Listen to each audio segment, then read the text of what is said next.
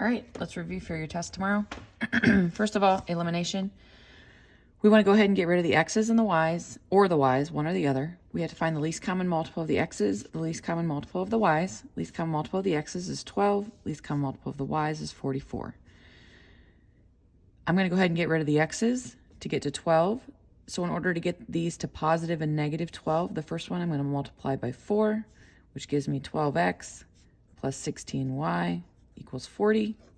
This one I'm going to multiply by 3 to get to negative 12, which gives me negative 12x minus 33y equals negative 6. Now I have opposites, 12x and negative 12x. I'm going to go ahead and add. 12x plus negative 12x cancels out, or is 0. 16 minus 33 is negative 17y. 40 minus 6 is 34. Divide by negative 17. Y equals negative 2. Since y equals negative 2, I'm going to go ahead and plug that back into one of the two original equations for y.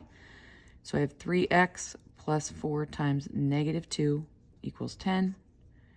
3x minus 8 equals 10 plus 8. 3x equals 18. Divide by 3. X equals 6. My point of intersection is 6, negative 2. Let's go ahead and do an example of substitution. Let's scroll this up here.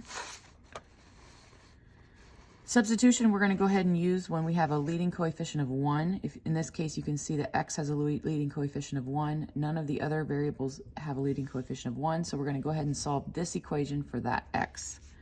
So I have x plus 9y equals 6. I'm going to subtract 9y. So I have x equals 6 minus 9y. Now I'm going to replace the x in the second equation with 6 minus 9y. So I have negative 5 times 6 minus 9y minus 11y equals 4. Go ahead and solve for y. Distribute the negative 5. So I have negative 30 plus 45y minus 11y equals 4. Combine like terms. Negative 30 plus 34y equals 4. Plus 30, 34y equals 34, divide by 34, y equals 1. If y equals 1, we're going to take that 1 and we're going to plug it into this equation for y. I'm going to replace y. So I have x equals 6 minus 9 times 1. X equals 6 minus 9. So x equals negative 3. Point of intersection, negative 3, 1. All right, let's talk about a few special cases on your test or your quiz.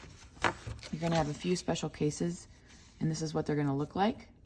For example, if I solve this one using elimination, since I have no leading coefficients of 1, or I'm sorry, no coefficients of 1, I'm going to go ahead and use elimination. So I need the least common multiple of the x's, least common multiple of the y's.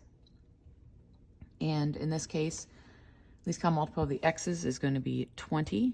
Least common multiple of the y's is going to be 10. I'm going to go ahead and get rid of the y's since they're a smaller number. So to get this top one to positive 10, I'm going to multiply by 2. Distribute, excuse me, negative 20x plus 10y equals 40. And then to get the bottom one to, excuse me, negative 10, I'm going to multiply by negative 5. And that gives me positive 20x plus 10, or excuse me, minus 10y equals negative 10. When you add these equations, the x's and the y's are going to cancel. 20x plus 20x, negative 20x plus 20x is 0. 10y minus 10y is also 0, equals 30. 0 does not equal 30, so what that means is these two lines are parallel, meaning they have no intersection point. So it's no solution. When you end up with a statement that is untrue, that means you have parallel lines. Let's look at this one. We'll solve this one using substitution, since we just did another example of elimination. Substitution for this one, I'm going to choose the leading coefficient of 1, which in this case is the y on the top equation. So I'm going to solve that equation for y. So I have negative 3x plus y equals 5. I'm going to add 3x to both sides. So I have y equals 5 plus 3x. Take this, plug it back into the other equation for y. So I have 6x minus 2 times 5 plus 3x equals negative 10. Distribute. 6x minus 10 minus 6x equals negative 10. Combine like terms. 6x minus 6x cancels, so I have negative 10 equals negative 10, which is a true statement, meaning these lines are the same, meaning there is infinitely many solutions. They always intersect. All right, finally, one more problem.